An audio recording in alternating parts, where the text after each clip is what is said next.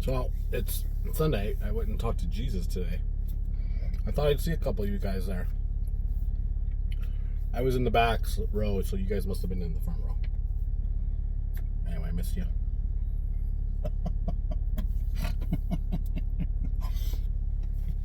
Jesus still loves you even if you didn't go to church. He still loves you even if you're a dirtbag. Even if you are an influencer.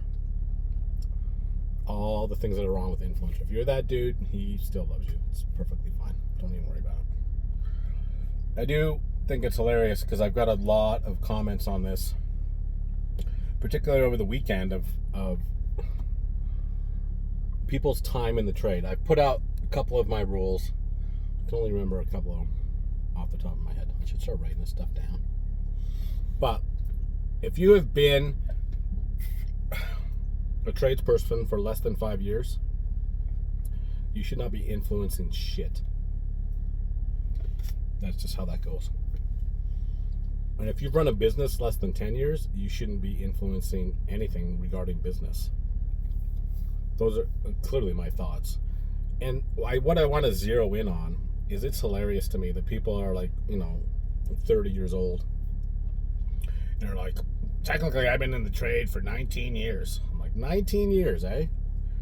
All right, well, technically I've been in the trade for 51 because I held a shovel when I was 3. And have pictures on the job site, so that counts as being in the trade. Listen, just because you walked into a Home Depot or a Revy or an Ace Hardware with your mom because she wanted to flirt with the paint guy, that isn't the birth of your trade your trade journey. It's just not. So here's the new rule that just applies to me. You guys live your life whatever you want.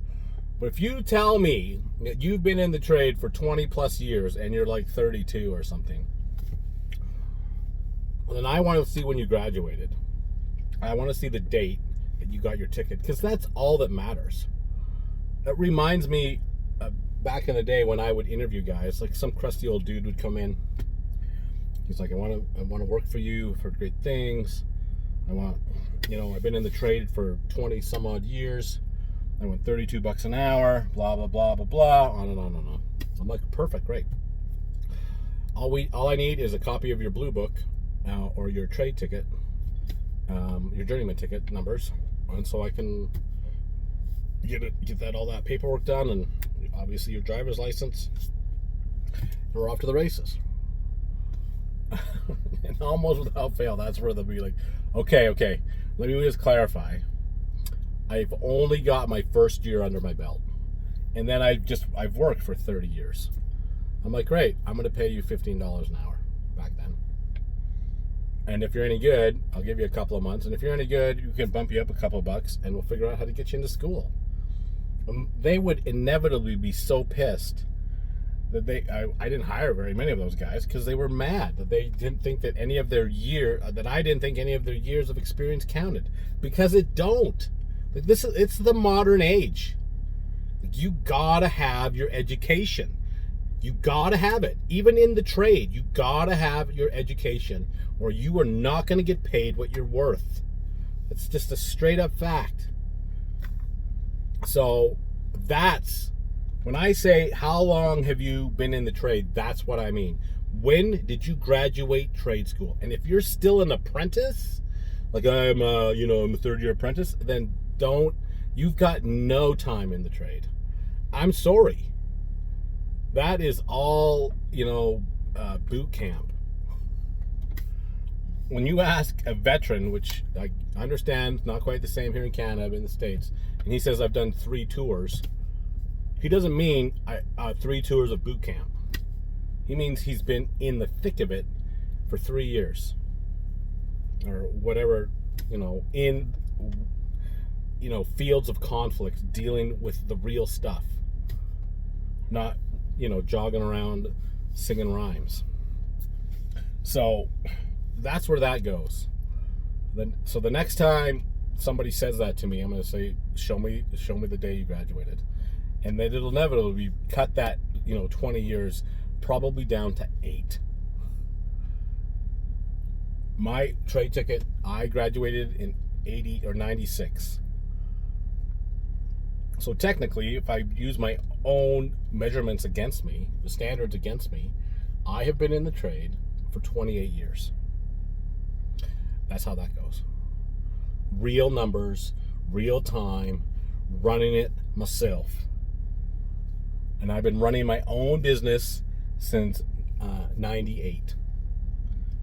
So that gives me 24 years of running a business in it.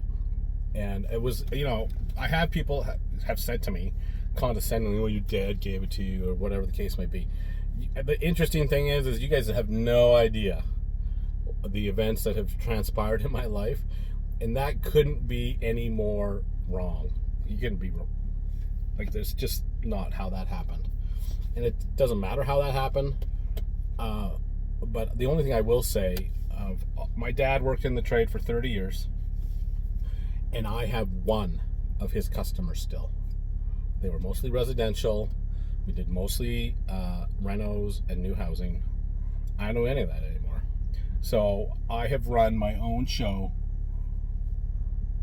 completely different from my father's. A completely different set of clientele. He hated service. I love service. And so the last 20 years, it has been my company. So you can take all those arguments and shove them up your nose. The stats will show on my second rule of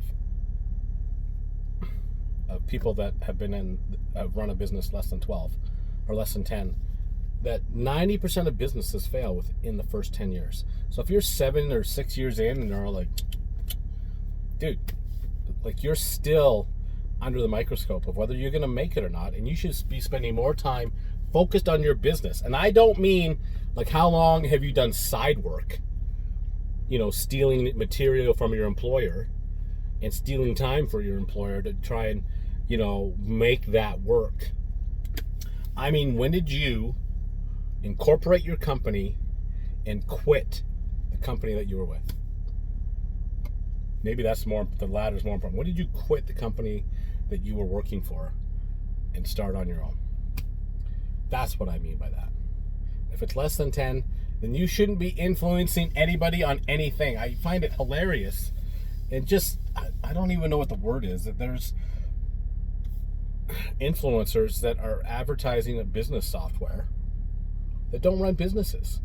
You realize that you're literally stealing time and money from your employer while you're doing these summits or podcasts or whatever the case may be during the work hours.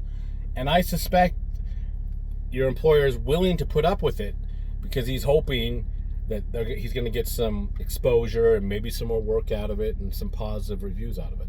That's why that's going down. So I don't know what else to say. Those are the rules.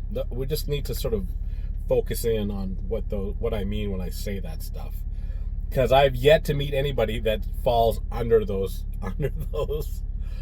Like, nobody has admitted to me, I've only been doing this for 4 years. I've only run business for 7 years. It's all grossly on the other side of things. Just like the guys I interviewed. I've been doing this for 25 years. Really? All right, show me your paperwork. Oh. Okay, well, let me just clarify a few things. Yeah. The devil's in the details, and the details matter. They absolutely matter. So I wish you luck. I hope you have a fabulous Sabbath. Despite my criticisms, Jesus loves you and me. Don't forget that. These are my thoughts, not yours. And here's to a fabulous week. I hope everything goes well for you. As I continue to say, I don't wish you any ill will. I'm just trying to level the playing field, or just understand the rules of engagement here of what's going on, so that we all can look at what's happening in this social media space and sort of make the judgments of who's real and who ain't. All the best.